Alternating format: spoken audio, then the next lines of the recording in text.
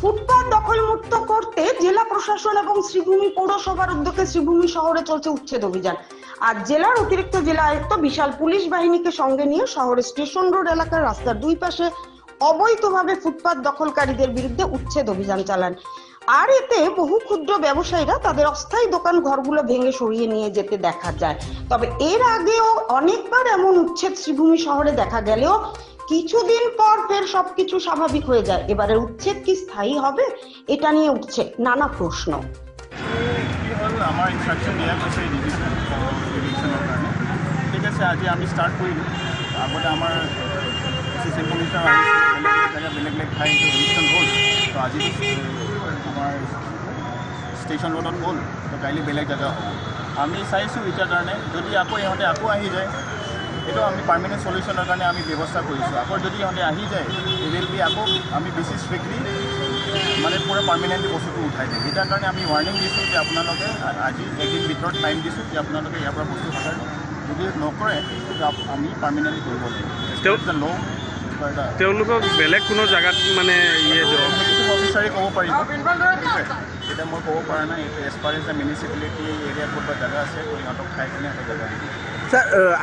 এতিয়া ৰিচেণ্টলি এটা মিটিং হ'ব আমাৰ মিটিঙত এইটো বস্তু আমি এটা এজেণ্ডা দিম যে সেইটো কাৰণে কিবা ব্যৱস্থা কৰিব লাগিব।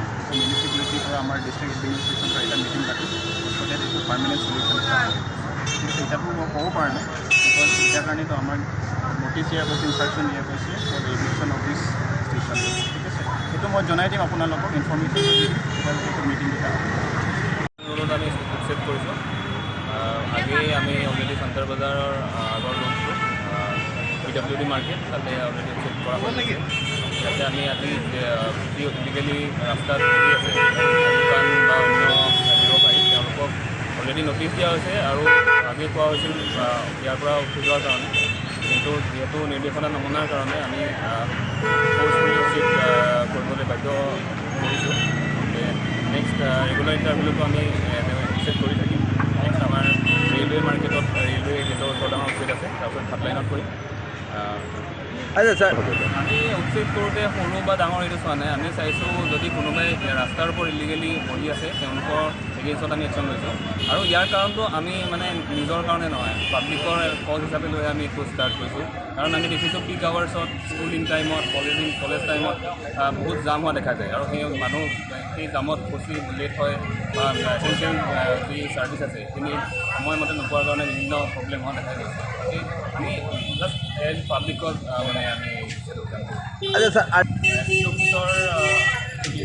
ড্ৰেইনৰ ওপৰত দোকান আছে কিছুমান দোকান। ড্ৰেইনৰ ওপৰত যদি মই ইয়াতে আপোনালোকৰ জৰিয়তে ক'ব বিচাৰিছোঁ যে ড্ৰেইনৰ ওপৰত যদি যিকোনো দোকানী বা যিকোনো মানুহে দোকান কৰি ৰাখিছে তেওঁলোক তাৰ পৰা নিজৰ দোকানখন আঁতৰাই দিবৰ কাৰণে আমি অনুৰোধ জনাইছোঁ। নহ'লে প্ৰশাসনৰ ফালৰ পৰা আমি ফ'ৰ্চফুলি ব্যৱস্থা ল'ব